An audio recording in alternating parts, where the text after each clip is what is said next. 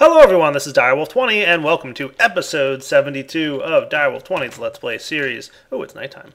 I just updated to version 1.0.21 of the Direwolf20 FTB pack. It's been out for a little bit now, but I usually like to give it a few days just to make sure there were no issues or no other issues or problems before I update my world. But it looks like everything went smoothly. So what's new and exciting? A bunch of updates to mods that have a bunch of bug fixes and all kinds of other stuff. Some of the mods like Open Blocks give you a list of the things they added with an in-game book.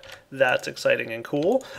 We've got a few items miscellaneous here and there that showed up, but there's two new mods. We've got the sync mod, yes, from iTunes. The sync mod is very cool. We'll be playing with that. If you haven't seen it yet, it's pretty neat and it's a lot of fun. But the other mod that's new and exciting for us is dun dun dun dun dun Witchery. That's right. We've got a whole bunch of stuff to play with in Witchery. So we'll definitely be getting into the Witchery mod. If you guys watched my Forgecraft series, you saw I kind of started to play with it a little bit, but didn't get too far. Mostly because we kind of wrapped up the season and then switched over to Forgecraft 2, which is running on Minecraft 1.7 and a whole bunch of other cool stuff going on there, so I wanted to quickly get on board with that Forgecraft 2 environment. So we didn't get as far into Witchery as I would have wanted, so those of you who were wanting to see more of Witchery, do not fear. They will be pretty pleased once you see we've got some Witchery stuff planned for the future. Now in the next version of the pack, I think I have another mod or two getting added as well, so this isn't the last time that the mods are going to be added to the game. I'm pretty excited for that as well. So let's take a look. Last episode, where were we? I think we were working on automated night tour production, and I didn't want a crazy amount of night tour going on down here, but I did want to have a decent amount. So what I'll probably do is just kind of fill this thing up with cobblestone. There we go. So we'll just keep 2 stacks of night tour available for us pretty much at all times, and this thing will run and do its thing. It's making its stuff. It's doing what it needs to do. We just need some more glowstone. Oh, that's right. Also manually putting glowstone in there to get things going. The reason we were doing that is because I wanted to do a few things with golems. Golems, of course, being very handy and useful creatures. We're going to want to mess with those just a little bit. Let's see. What else do we want to do? I wouldn't mind taking a look at my Thaumonomicon and just curious how difficult it's going to be to automate some of the golem cores. Because I think most of these just require a bunch of different aspects for the golem animation core. So that's probably going to be a bit of a nuisance. So it wouldn't be too easy to automate these things. Yeah, definitely not. It would be cool if we could, though. I'm going to have to see if I can come up with a good way to automate this stuff, because it's obviously, you're going to need a lot of different, aspects to get stuff going. I also wouldn't mind having a slightly more efficient way of maintaining all the aspects that we have in here. How's my system here doing? We're not doing too bad on storage. We've got a lot of mana beans, obviously. I could probably go check on my golems out here. I assume that they're still running and doing what they're supposed to be doing. Yeah, they're happily plugging along. Good job, guys. Usually I have issues with golems, but recently it seems like they've been really well behaved and doing exactly what I want them to do. So I'm pretty excited for that. See, well, the good thing is that we've got this protection barrier here that blocks mobs from getting in. Haha. So mana beans are doing all right, but mana beans aren't quite as powerful as they used to be because they're a lot slower to progress nowadays. So I'm gonna have to just see what I can do with some Thaumcrafty stuff, just to be as efficient as possible with the whole production of things. Because there's some mana beans, like if we sorted by number of items here, we've got a ton of some things like Perdito and Ordo and Ignis, but there's some things like Tutamin that we have like just a very small amount of mana beans for.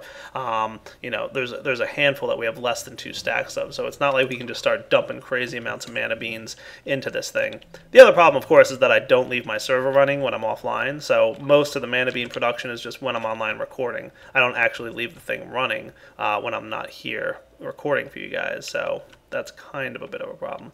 Got a little bit of a back stuff of Elementum, but that's okay. You do want to try and avoid getting back stuff like this. If you have too many items backstuffed in a pipe, you will start causing lag on your server, so be careful about doing that. Alright, so we were focused last episode on getting some stuff right here. And you can tell I'm jumping all around, it's just I'm excited to be able to run fast again. I've been recording a lot of Agrarian Skies recently, and I have very slow motion there, so it kills me how slow and painful it is to actually walk around and do stuff in Agrarian Skies. I need to get something soon to help speed myself up there. But yeah, I want to start getting an animal farm going, and I wanted to try it out with golems. So what I think I'm going to do is start messing around with the golem that's going to handle that for me. And the other thing I'd like to do is make sure these animals are going to start breeding for me. That is an awesome hat for a pig. Let's get started. First off, let's get breeding going. I believe that Railcraft can help us out. Railcraft offers a block. Let's see, here it is, the feed station, which does require a steel plate and some golden carrots. So let's get a feed station going. That's going to help us out quite a bit. So we need 1, 2, 3, 4 of you golden carrots. Do we have any steel plates? We're about to find out. Nope. So let's get some steel and toss it over here into this guy. And when that cooks up, we should be able to make ourselves a feed station. So the feed station is going to be a nice way to automate what we want to do with this whole build. This is going to be how we manage to get the animals to breed. So we're definitely going to want some wheat and probably some carrots and a few other things. So let me make sure I've got all the stuff we need. Probably some, ooh, we're really low on seeds. I should kick up a wheat farm. Oh, items requestable, 4,035. Okay, that's right. They're all hanging out down in my. Let's do that. In the barrel in the A system. That's right. Okay, cool. Starting to get to the point where I'm running 3 series at once and I'm losing track of what stuff I've built where. Believe it or not. Stuff bouncing out? What's going on there? Alright. So I'll let that hang out for a few minutes here. And how am I for carrots, though? Carrots is something I probably should consider getting a farm going for. So let's see. What I could do is modify my wheat farm and let's see. Yeah, there's a couple things we could do. I'll start coming up with a plan for carrots because I do want to breed pigs, though it's not really necessary. But in order to get this thing going, it should be as easy as plopping this guy right in the center here. Now, this is actually a pretty smart feed station. Oh, it's only got 1 slot? Okay. Now, I'm pretty sure that... Are we going to need a separate feed station for each type of animal? I guess so. Or is it going to... Well, it's getting the sheep going. But will it do pigs and chickens? Or am I going to need a separate feed station for that? If this doesn't work, what I could do is use the MFR thing. But that requires power. And I kind of removed my power lines that were over here, so I don't want to have to rerun them. But I guess I will if I have to.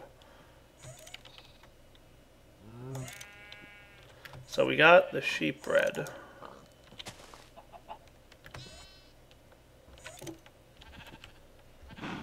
Or I could get, a couple more feed stations, obviously, and throw some carrots in there, or seeds. Good question. How should we handle this? So, alright, let me think about how I want to do it. Do I want to do another feed station or 2, or do I want to go ahead and go with some other method of getting these animals to breed? I'll be right back. Alright guys, I think I have a plan here. Let's see, do I have my portal gun? I do. Come here, you.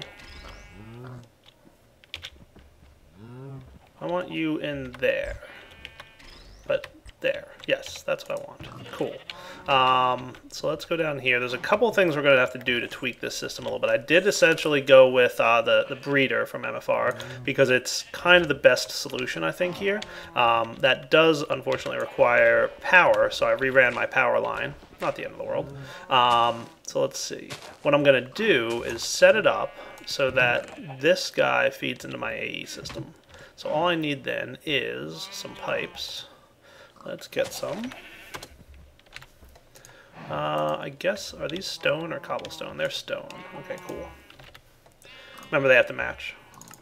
20 should be plenty. And we'll do this, this, and that. So we can just run this guy straight over to here. And remember, we'll probably want a basic logistics pipe because we're at an intersection. So basic logistics pipe, request one of those, just so that it's smart about the intersection it's about to encounter. There we go. So then it'll know how to route things. The only other thing we want here then is to open this guy up and put an extractor module in. So that will extract items and send them down the AE system, into the AE system through logistics pipes. Cool, look at it go. So I think I went with Mark II. That should be plenty. Extractor, it'll pull an item out pretty quickly once it cleans out this backlog of stuff. How did I get apple oak pollen in here? I have no idea how that managed to get in here, but it did, so that's neat. Once this is cleaned up and now exported and all that stuff, what we'll wind up with is probably fast enough. So that's where that's going to go. And then up here, I don't want a provider. I actually want a supplier. Hopefully I have one of those. I do. Logistics pipe. And what I'll do with that is put that right here.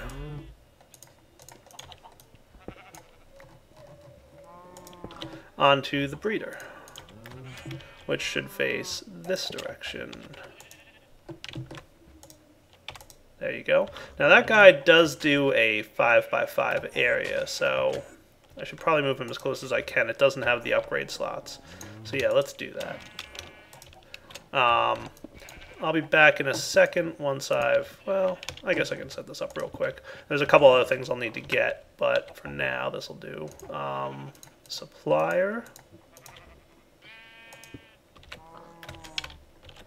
And this guy goes like that, and then he will be able to breed these things. And then I'm going to run my hardened energy conduits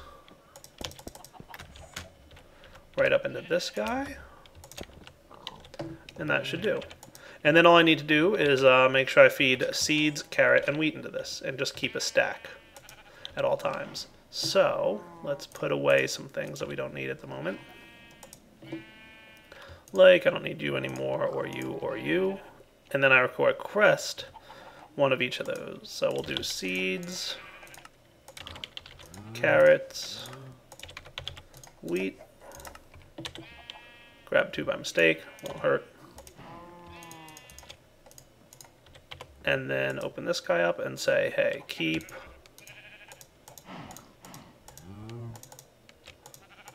64 of you,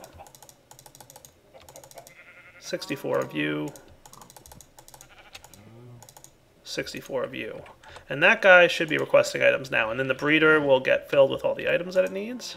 Here they come. And they will breed all the animals for me, in theory. Cool. So if we come back in a few minutes, we should see a bunch of animals here. And that's exactly what we'll do.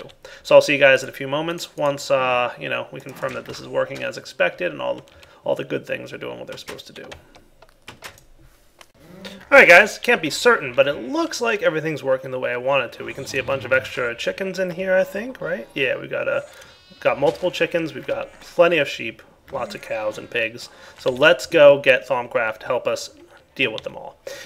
So we obviously want a new golem, so we're going to need some night ore, which is why I've got this stuff ready to go. So let's see. I'm just going to real quick craft up what I need here. I believe what I need to get the butcher golem is to upgrade a guard. So for guard, we're going to need Vinculum and Tellum. And for gather, alright, so that's what we're going to need to do. Cool. So let's get some clay. Do I have any laying around in here? Probably not. That would be too easy. Alright, let me just craft these guys. What I think I'll do is I'll just craft it off camera, so that's, not too boring. And then I'll be back in a few minutes when we're ready to make it all happen. Alright guys, so poking around in here, I think what I want to go with is a strong stone golem. They've got above average strength. If I wanted to, I need more spiritus and modus to unlock iron. I don't think we need to go iron just for sheep and animals. If we were going for something that was going to be killing enemies like, zombies and stuff, we might want to go with something like iron because they have, stronger resistance to damage and more damage that they'll do. So your strength attribute here is what determines how much damage they're going to do. And then also the carry limit determines how many items they can carry. So I don't think I need to carry a ton of items because while items will be dropping, it's in a small radius and they don't need to carry a lot at a time. So I could do something like maybe the wooden golem, which has a pretty decent speed, so he'll be able to run around quickly and collect stuff. So I'll do one wooden and one stone golem. So I'm just going to need some stone bricks, and we'll get one of those. And I think I've pretty much finished out what I need to do. So let's do this. I need the creeper head. 4 of you, and 4 of you, and then the stone bricks. And that should get me. Cool. And then the same deal. 1, 2, 3, 4. Awesome. So let's go set this whole thing up, shall we? So I've got the animation cores that I need. I've got all the other cool stuff that I need. Let's go try it out. So basically, in order to get this guy rolling, first off, we want to put the wooden golem on our... Come on, get out of the way there, mister. There we are. And we'll give him the golem animation core for gathering. So he will gather any items that are dropped on the ground and put them in there. And that includes eggs, so that's going to be good. Wow, there's just a lot of animals in here. So let's get this thing straightened out nice and quick. Out of my way. I kind of want this guy in the middle. You know what? It's nighttime. Let's sleep through that real quick. Just because I like to record during the day. It makes it easier to see what I'm doing. Alright, everybody, out of the way now. There we are. And you, go. Do things. So what he should start doing is... Hey, there we go. We've got some stuff happening here. There we go. Nice. He's clearing it out. Awesome. Now, he should be intelligent enough to only kill up to, 2 animals and only all adults. So he should leave most animals alive so that they can continue to be bred. So that's going to be important for us. Nice. And then, of course, the wooden golem is, oh, he's trying to get items outside. That stinks.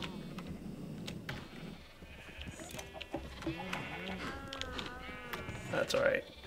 We'll have to figure something out with that. But as items are outside the circle here, that might be a little bit of a problem for him. Not the end of the world, but a little bit of a problem. How'd you get out, Mr. Sheep? I don't even know that you really belong out there. Oh yeah, look at that. We are clearly taking care of this massive animal population situation. So as you can see, he left 2 adult cows, 2 adult sheep, and 2 adult pigs, and 2 adult chickens. So that's pretty good. The only problem is that whole items outside the radius thing. So we'll kind of have to keep an eye on that. If that becomes a long-term problem, I mean, there's other things we can do. This is why it's sometimes tricky using entities like golems to do your work for you, because they're bound by the same rules as all the other stuff. So if items fall outside the radius there, they can't go out and get it. But the golems are kind of like, hey, I'm trying to get that item, and he keeps trying, and he, doesn't realize he can't. Alright, so we'll leave that system up and running for a little while, but I think that's pretty good. So it is taking care of all the items that we've got in there. Any items that go in there, like you guys, will get pulled into the A system pretty quickly and sorted appropriately. Nice. I like it. Not a bad system.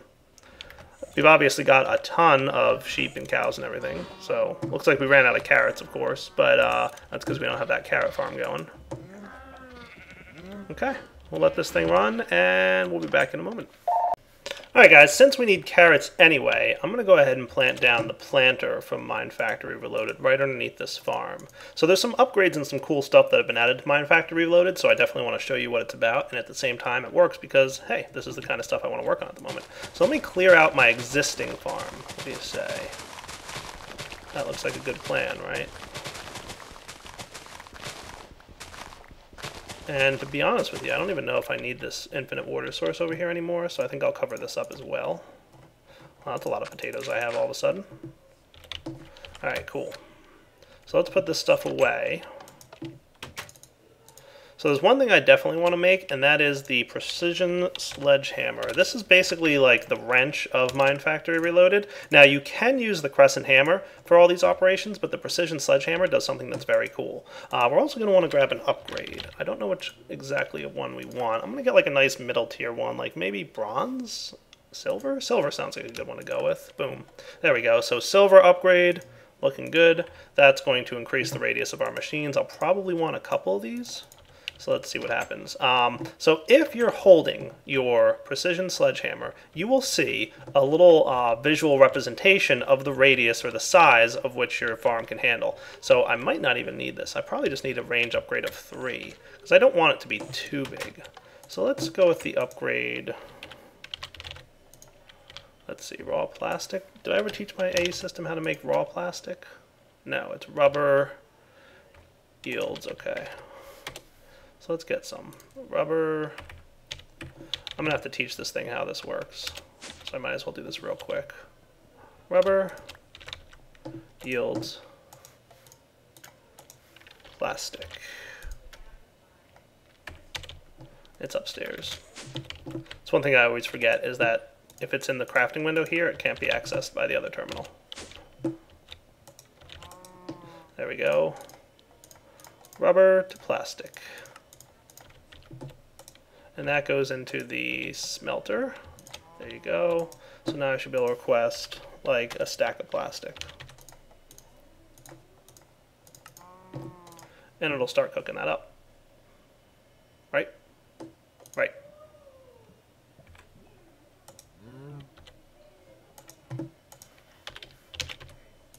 You would think. See, this is part of the reason I need to actually consider swapping my systems. Maybe just go straight applied energistics instead of the cross between things, because sometimes stuff can be a little bit wonky.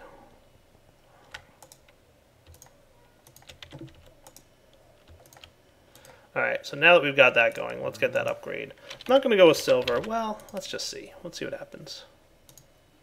Let's get the radius upgrade for tin. Should probably not be a bad idea.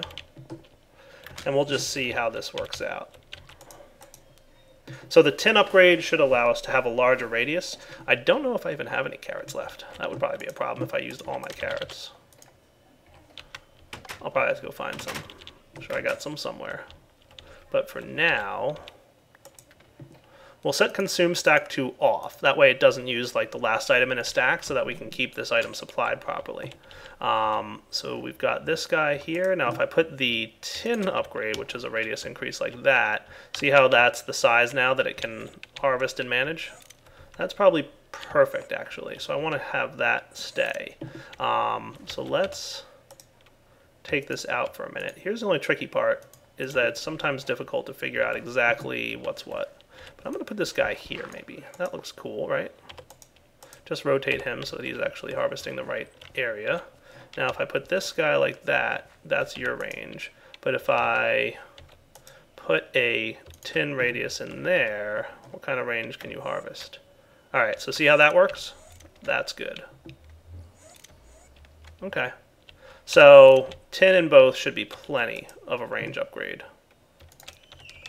And now we've got complete coverage for both our harvester and our planter. So now all we need to do is manage to decide exactly what we want to plant. So I did want to get some more carrots, but I'm going to have to go find some. So give me a few minutes here. I'm going to track down carrots and I'll be back. So here's my trick, guys. I grabbed a safari net and put a zombie in it, and now I'm going to spawn them. Go zombie spawn, go. Cool. Alright, that works. Should take care of spawning them and getting lots of them pretty quickly, I would think. Yeah, that's working. So hopefully we get some carrots here soon. Hey, and look at that, we got a carrot. Nice. Alright, let's see how we can set this up. So I've already got some transport pipes going over to here. Got the harvester ready to set up. Gonna run some power over to it so he can start harvesting, obviously. And there. Oh, hey, look, we're already getting watermelons. Awesome. So the harvester's doing its job. Let's get the planter ready to plant. So I guess the first step would be go ahead and plant those things. I have to give it a little bit more instruction than that, but long story short, should I get a supplier pipe? Yeah, I think so. We'll do that. We'll get a supplier logistics pipe. We'll get some more stone pipes. I might even need, real quick while I'm here, a basic logistics pipe. Cool. Bat mode is the best for this kind of work.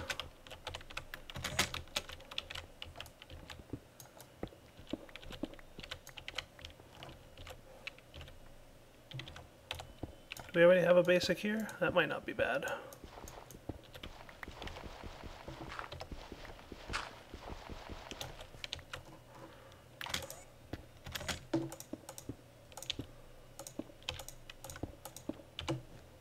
Cool. So let's set this guy up. Should probably go grab those carrots that I have up there, but I'll get them in a second. I could probably wand my way out of there.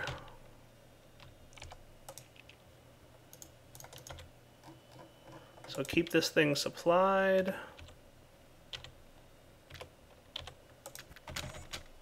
Okay, good. I can get out of there easily. We'll just say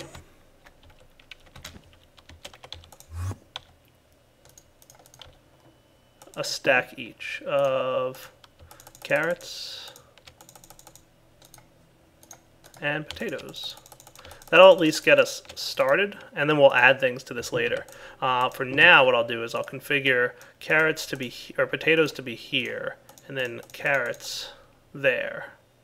And I'm going to set consume stack to off. So if I set everything up correctly, it should be pretty intelligent about this. So it's not going to consume the stack. So it won't actually plant the one carrot that I have.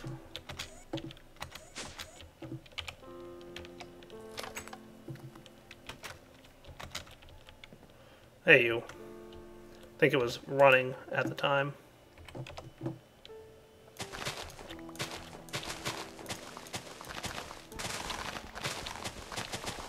There we go.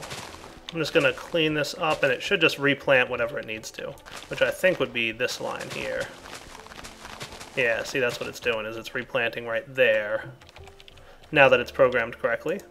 So your job is just to put potatoes in this area, and then the other two lines will be all carrots. So all I got to do for that to work is get myself a little bone meal and start the process up. So that should harvest the carrots. They'll go into the AE system there and get routed appropriately. It takes a little bit of time sometimes because it's kind of checking in different areas. There it goes. It picked them up. And then the AE system should route the carrots into here, into the planter, and then plant as many as it needs to. Oh, and by the way, just for now, because I didn't want carrots going over here, I did disable this supplier pipe, so it's no longer supplying carrots. So the only place carrots should be living is right here. So once the AE system catches up, because it takes a few seconds for items to route and then route back. But it should be good. Let's give it a minute and I'll be back once it's ready. Hey, there it goes. So we got 4 carrots from that bundle. It's not consuming the stack, so one of them stays in here at all times. Let's go ahead and probably just fill the rest of this with cobble for now, because we don't really need to worry about it. In fact, if we did that, that would probably work pretty well. Cool. Okay. And then just bone meal these guys, get ourselves some more carrots. This is just to help things get the ball rolling. And then we'll be back. Oh, and by the way, while it may not be totally apparent right now, there is future plans for this thing that we're going to get to, I'm not going to say too soon, but pretty soon. Alright, I think that's enough carrot growth for now. I'll let these guys just be, and pretty much what should happen is over a period of time I'll just start getting a huge surplus of carrots, and then I'll flip this back on and start getting the pig and the pork and all that stuff pruned again. So I think we've made pretty good progress this episode. We accomplished an animal farm and an... Well, that's interesting. How did you get out of there? This is the one weird thing. For some reason, I don't know what it is with this chunk or this area. You are actually outside this thing, aren't you? That's so weird. For some reason, this area was happening with fences too, but now it's happening with the paving, stone, and warding. I don't understand how, but animals are just able to like get out of this fenced-in area. It's really weird. I don't know what the deal is with this one little area, but it was happening with vanilla fences. Remember earlier on in the series?